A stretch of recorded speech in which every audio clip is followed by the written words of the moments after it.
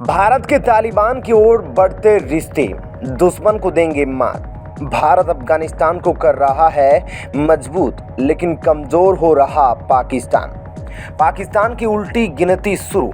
अजीत डोभाल जी ने उठाया बड़ा कदम। दोस्तों, इस समय साफ साफ देखा जा सकता है कि जिस तरीके से भारत के रिश्ते अफगानिस्तान की पिछली सरकार के साथ थे, वो ही अब भारत के रिश्ते अफगानिस्तान के तालिबान की सत्ता के साथ होने वाले हैं।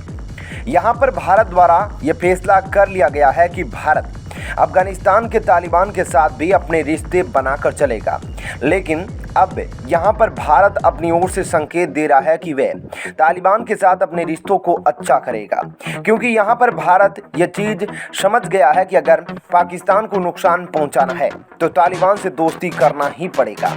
यहाँ पर आपको पता होगा, तालिबान और पाकिस्तान का डूरंड लाइन को लेकर आपस में काफ़ी ज़्यादा विवाद चलता रहता है। इस चीज़ का फायदा भारत उठाने वाला है और भारत को पता है कि कब मौके पर चौका मारना होता है, और भारत को यहाँ पर दिखाई दे रहा है कि यह मौका आ चुका है कि यहाँ पर अब हम अफगानिस्तान का सहारा लेकर पाकिस्तान को दे मारे। भारत के एनएसए अजीत डोभाल की तरफ से यह बयान सामने निकल कर आया है, जिसमें यह पता चलता है कि यहाँ पर भारत अपनी तरफ से तालिबान के साथ अच्छे रिश्ते करने की और अपना कदम बढ़ा रहा है। और आप ये बात भी जानते होंगे कि यहाँ पर अगर पाकिस्तान को कमज़ोर करना है तो यहाँ पर इससे अच्छा कोई मौका दूसरा नहीं होगा, क्योंकि अफगानिस्तान का सहारा लेकर भारत पाकिस्तान को दो तरफ से घेर लेगा। दोस्तों, अभी हाल ही में भारत के एनएसए अजीत डोभाल जी दुशांबे में एक मीटिंग में गए थे और वहां पर अजीत डोभाल जी ने एक बयान दिया था। उसको सुनने के बाद वहां बैठे सभी लोग इस बात से हैरान हो गए थे, जिसमें अजीत डोभाल ने कहा था कि हमें अफगानिस्तान को और ज़्यादा मजबूत करना होगा, क्योंकि अभी कई बार हमने देखा है कि अफगानिस्तान में आतंकवादी हमले होते दिखाई दे रहे हैं। ऐसे में आप ये बात अच्छे से जानते हैं कि अगर भारत तालिबान को मजबूत करेगा तो इसका मतलब भारत पाकिस्तान को ऑटोमेटिक ही कमज़ोर कर रहा है। भारत ये बात समझता है कि यहाँ पर अफगानिस्तान और पाकिस्तान के बीच में जो डूरंड लाइन को लेकर बात काफ़ी ज़्यादा आगे तक पहुँच गई है, इसलिए यहाँ पर भारत अफगानिस्तान को मजबूत करेगा, जिससे कि पाकिस्तान ऑटोमेटिक कमज़ोर होता रहेगा। और हमने देखा है कि अफगानिस्तान और पाकिस्तान के बीच में डूरंड लाइन को लेकर एक दूसरे के ऊपर गोली भी चलाई गई है और जिसमें कई सैनिक घायल भी हुए हैं।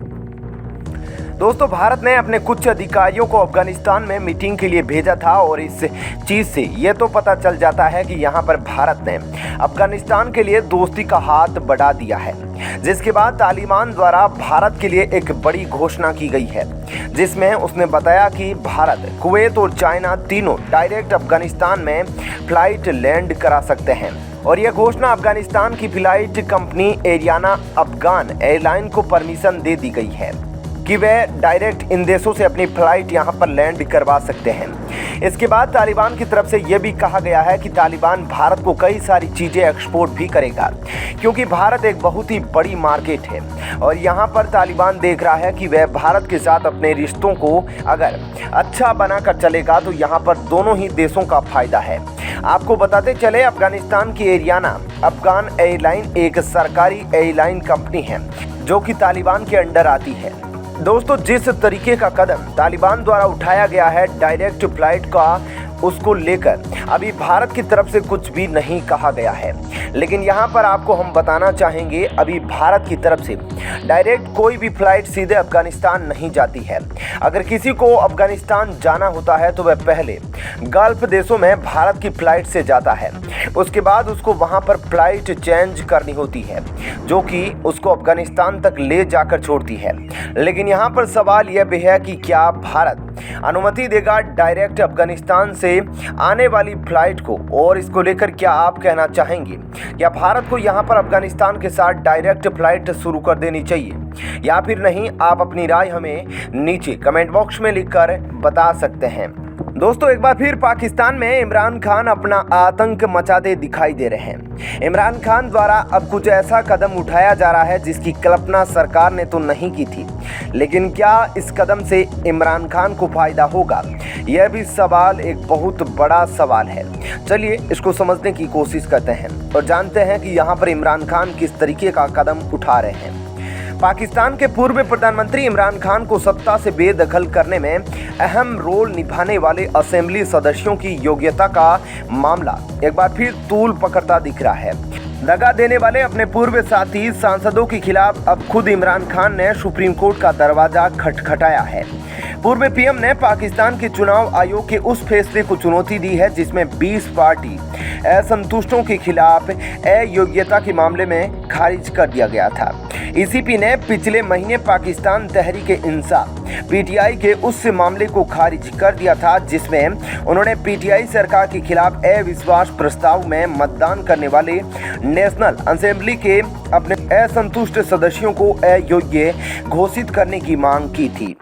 अपने निर्णय में 3 सदस्यीय ईसीपी पीठ ने अयोग्यता के संदर्भ को खारिज कर दिया था, जबकि पीटीआई का कहना था कि 20 असंतुष्ट एमएनए ने संविधान के अनुच्छेद 63A का उल्लंघन किया है, जो दल बदल के लिए सांसदों की अयोग्यता से संबंधित है। पीटीआई ने एमएनए नूर आलम खान, डॉक्टर मोहम्मद अफजल खान ढांडला, नवाब शेर वसी, राजा रियाज अहमद और अहमद हुसैन देहर सहित कई अन्यों के खिलाफ मामला दर्ज किया था। चुनाव आयोग ने अपने फैसले में सर्वसम्मति से कहा था कि अनुच्छेद 63A के तहत एमएनए के खिलाफ दायर की गई घोषणा पाकिस्तान के संविधान के अनुसार नहीं पाई गई। यहाँ पर बता दें कि इमरान खान के नेतृत्व वाली पाकिस्तान सरकार के खिलाफ अविश्वास प्रस्ताव पर मतदान 9 अप्रैल को नेशनल असेंबली में हुआ था, जिसमें 174 सदस्यों ने प्रस्ताव के पक्ष में अपना वोट दर्ज किया था और उसमें 20 सदस्य इमरान के ही सहयोगी थे। इसी के साथ इमरान खान नेशनल असेंबली में अविश्वास प्रस्ताव हारने वाले पाकिस्तान के पहले प्रधानमंत्री बन गए। विशेष रूप से किसी भी प्रधानमंत्री ने अब तक पाकिस्तान में पूरे 5 साल का कार्यकाल पूरा नहीं किया है। दोस्तों, इस समय भारत अपने रिश्ते तालिबान के साथ अच्छा करना चाहता है और इसके पीछे भी भारत की एक सोची समझी बहुत ही बड़ी साजिश है। अभी पिछले हफ्ते काबुल में भारतीय अफसरों और तालिबान की मीटिंग हुई थी। तालिबान ने भरोसा दिलाया कि भारत के खिलाफ साजिश करने वाले आतंकी संगठनों पर लगाम कसी जाएगी।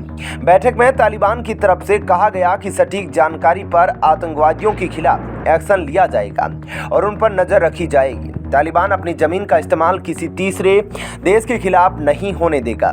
मीटिंग तालिबान सरकार की गुजारिश पर हुई थी। भारत से अफगानिस्तान पाकिस्तान एक्सपर्ट और विदेश विभाग के अफसर जेपी सिंह ने मीटिंग में हिस्सा लिया। अफगानिस्तान की तरफ से रक्षा मंत्री मुल्ला याकूब, गृह मंत्री सिराजुद्दीन हक्कानी और विदेश मंत्री आमिर खान मुत्ताकी शामिल हुए थे। तालिबान के लीडर्स ने अल-कायदा, जैश-ए-मोहम्मद, लश्कर-ए-तैयबा और हिजबुल मुजाहिदीन जैसे संगठनों पर एक्शन लेने का भरोसा दिया है। भारत का यह मानना है कि तालिबान शासन अब पहले के मुकाबले काफ़ी अलग काम कर रहा है, हालांकि अभी भी बहुत सतर्क है। मोदी सरकार ने अफगानिस्तान को दी जाने वाली आर्थिक मदद और विकास कार्यों शुरू करने का भरोसा दिया है। तालिबान से सीधी बात भारत को सेंट्रल एशियाई देशों के सहारे नहीं छोड़ती। ऐसे में भारत यहां पर अपने हितों पर ध्यान दे सकता है। इसके अलावा पाकिस्तान और तुर्की जैसे देशों पर नज़र भी रख सकता है। दोस्तों, भारत ये बात अच्छे से जानता है कि अगर एक बार भारत का रिश्ता तालिबान के साथ अच्छा हो गया तो यहाँ पर तालिबान का सहारा लेकर भारत पाकिस्तान को भी नुकसान पहुँचा सकता है। जिस तरीके से पाकिस्तान तालिबान के खिलाफ साजिश रचता रहता है, उसको भी कहीं ना कहीं आसानी से रोका जा सकेगा। और तालिबान यह भी कह रहा है कि अपनी तरफ से वह आतंकवाद को कम करने की कोशिश करेगा। भारत के उठाए इस कदम को लेकर आप क्या कहना चाहेंगे? आप अपनी राय हमें नीचे कमेंट बॉक्स में लिखकर बता सकते हैं।